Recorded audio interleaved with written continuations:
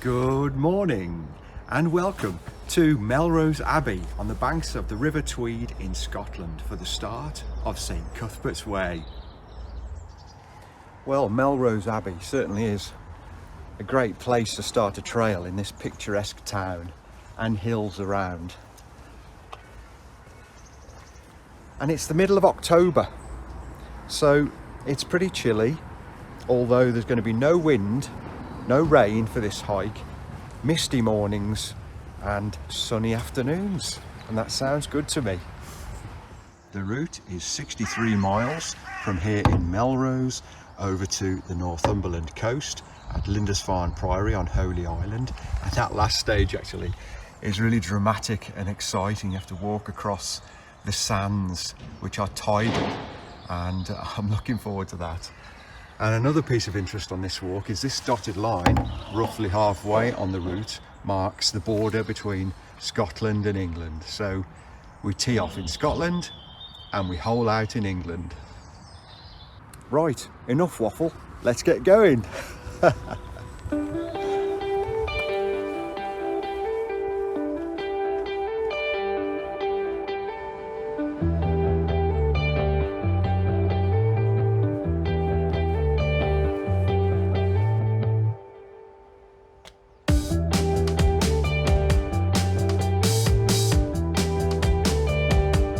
Come on then.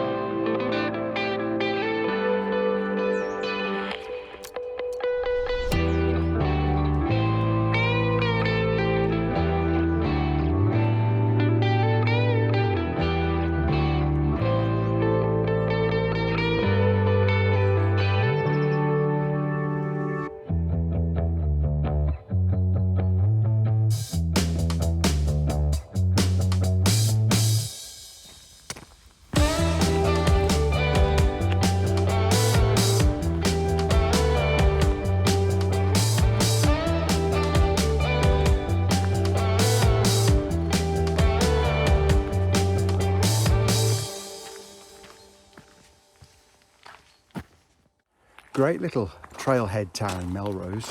Lots of history and picturesque views of the hills and the river.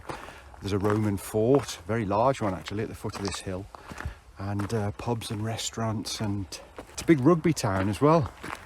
And you can see how the Eildon hills dominate the town. It's fog up here and there'll be no views at all.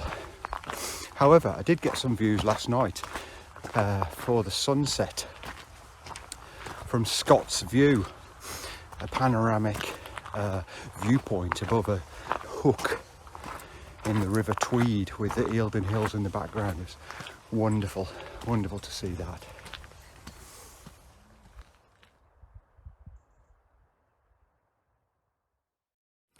Nearly at the saddle now, and the sun is trying its best to poke through, but it's not here yet. It's another hour or two and I think we'd have clear views, but not quite yet. Here it is then, it's the marker post at the saddle. That's my stuff, don't worry. Now, there are three tops actually, but we're at the saddle between the two major ones. The path goes dead ahead and down the other side. To the left is a north top, with an ancient hill fort on the top, and it was used as a Roman signal station as well. And the main top is to the south, and it's another 400 feet or so up there. But as you can see, there's nothing to see. There's the sun doing its best. Don't worry, it'll be cracking this afternoon, I promise. On we go then.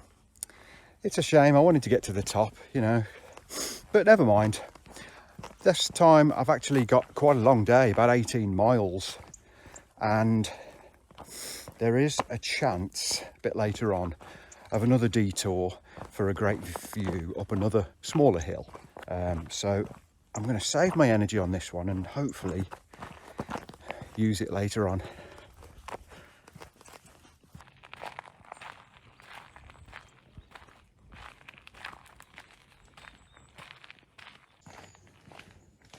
Whoa, into this really atmospheric, almost like a glade.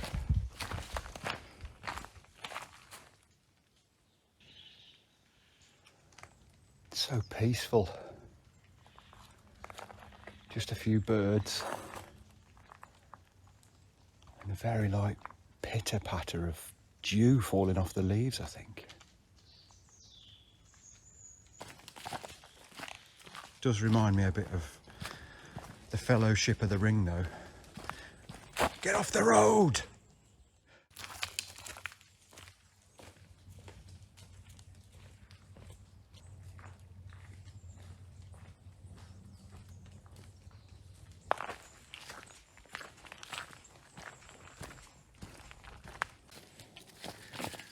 Not the comfiest chair I've ever seen. I think I'll pass this time.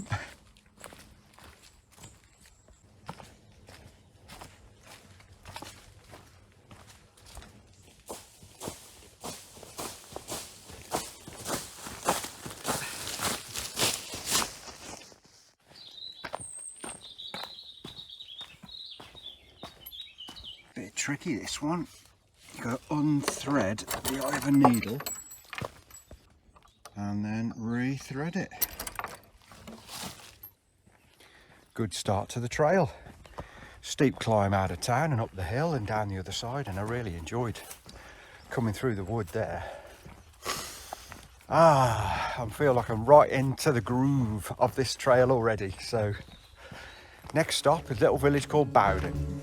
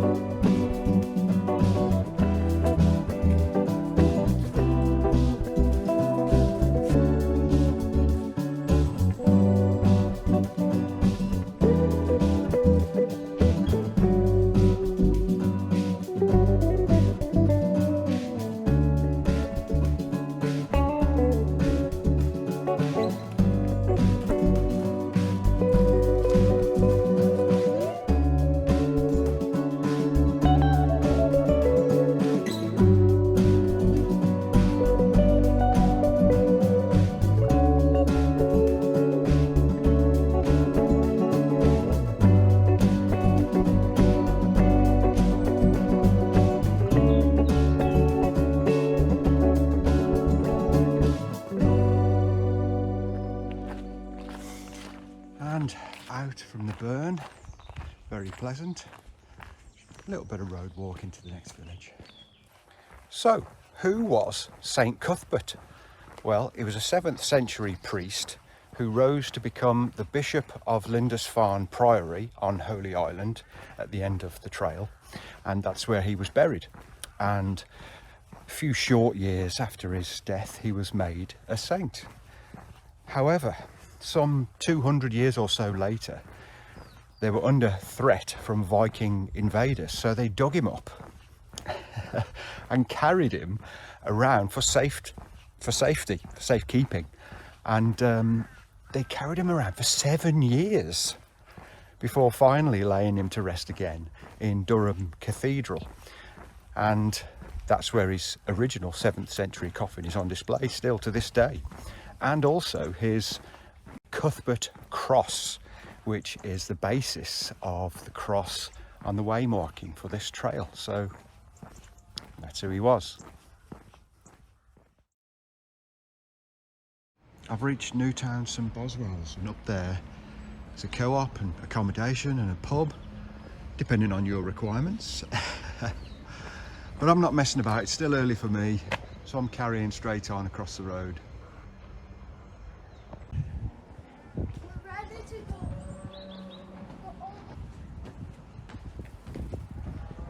It's a cattle market.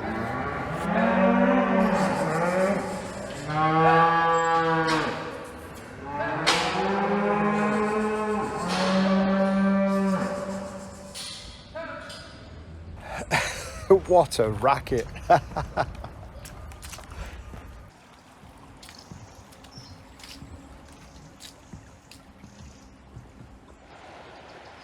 First view of the River Tweed.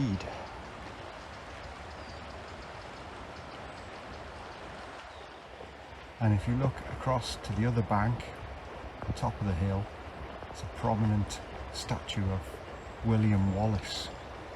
But I was able to get like much closer up yesterday as the sun came down, and it's quite impressive and a perfect location.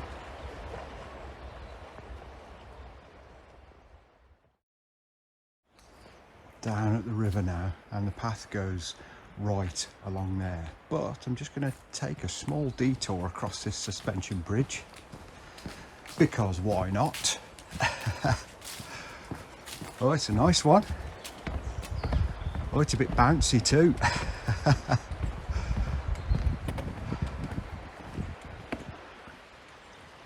Beautiful.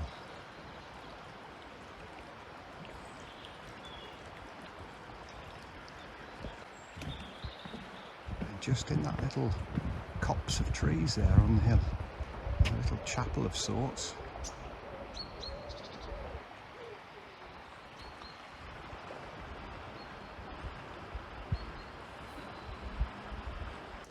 Back to the trail, and the sun has burned off all the mist. I told you it would, didn't I?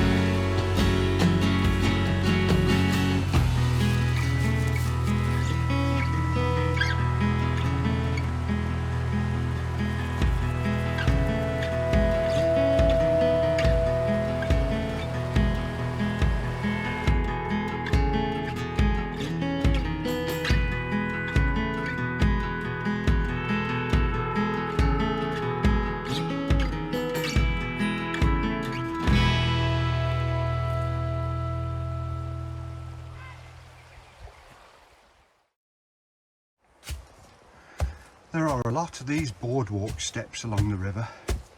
It's quite a good path, but up and down, I think it's popping me out away from the river now.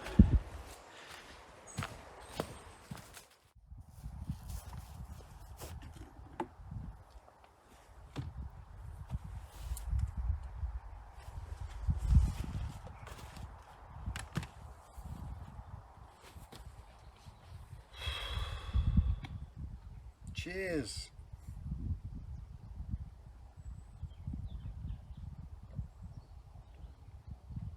I've done about 12 miles to get to Maxton and about 6 left, but the weather's beautiful, so there's no rush, but the light does fade very quickly towards 6 o'clock and 6:30, so I don't want to leave it too late. But so far so very good indeed. Couple of miles of road walking out of Maxton, but also this is the remains of a Roman road called Deer Street, hence that extra symbol on the way markers. So I guess it's going to be dead straight.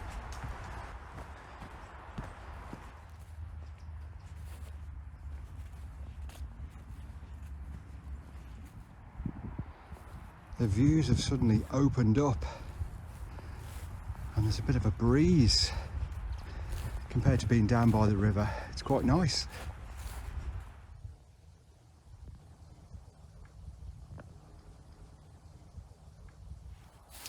This is the Lilliard Stone resting place of Fair Maiden Lilliard.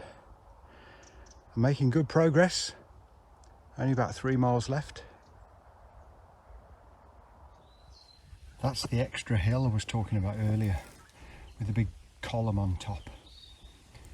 And it's quite a good little climb and a great view. Yeah, so I'll have a little rest before I attempt that. But I'd like to do it because it's going to cap off the day nicely. Silent in here.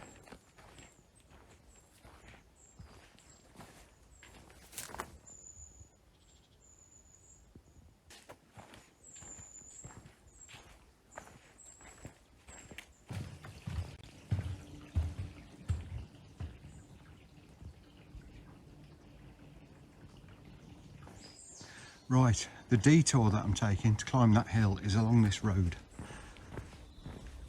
Actually, I could have turned off further back on the trail and then saved a bit of distance and cut across a field, and there is a path, or a partial path, but I was in the zone and then I came across the road and thought, oh, I'm here already. But speaking of which, thank you, Adam, for lending me your St Cuthbert's Way guidebook and map. It's been very helpful in planning. And the first half of day one. I say the first half of day one because I've got an admission to make. I've already lost your map, mate. I'm sorry. I'll replace it, of course. Oh, it was down by the river earlier on. All those ups and downs and all those boardwalks, and it fell out my pocket. Schoolboy error. Anyway, the sign, the way marking on the route, as you know, Adam, but everyone else, the way marking on the route is very good. And you hardly need it, to be honest, so let's push on. Oh, I have an alternative offer, Adam. I'll replace your map or beer to the same value. The choice is yours. I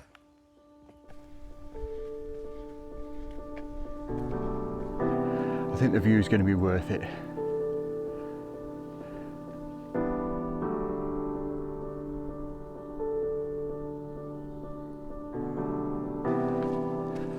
Here's the turning.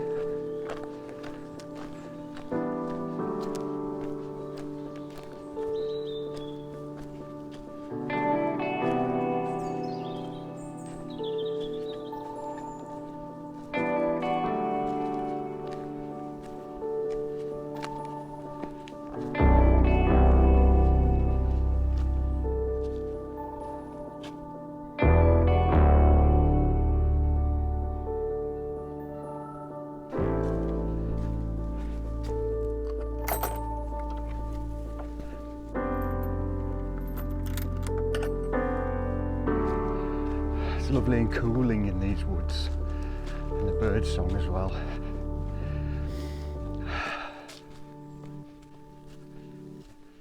And first view of the tower, the Waterloo Monument.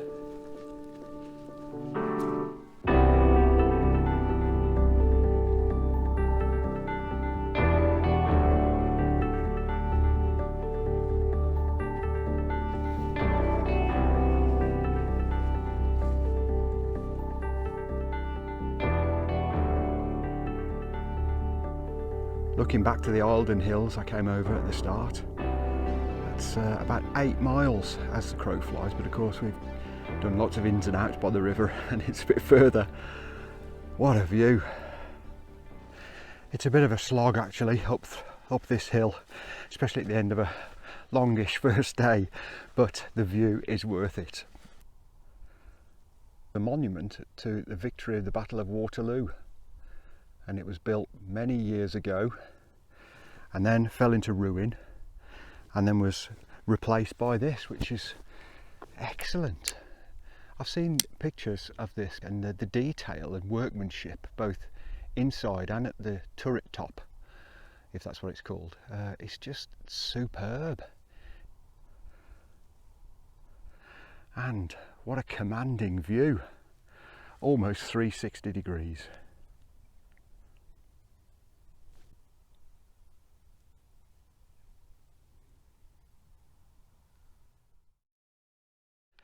Well, that was about half an hour up and half an hour down, I suppose, maybe a bit less. So if you've got enough energy left in your legs at the end of day one, you might like to do that for the views.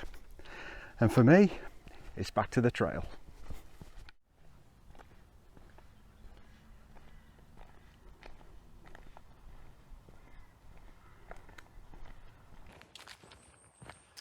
Back down to this entrance.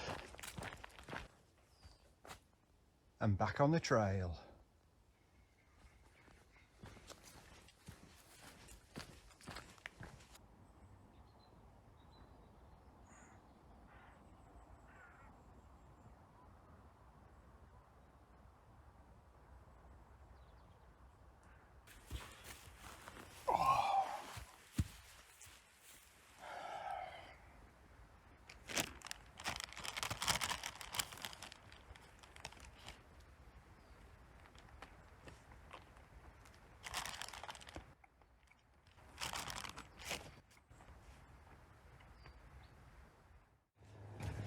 Another bridge, cool.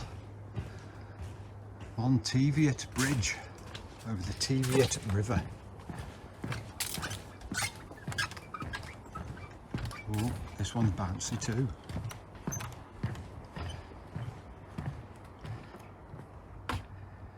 Beautiful.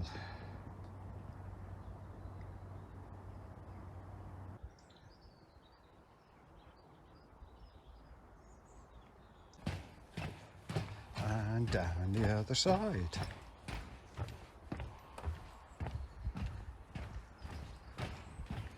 Not far now.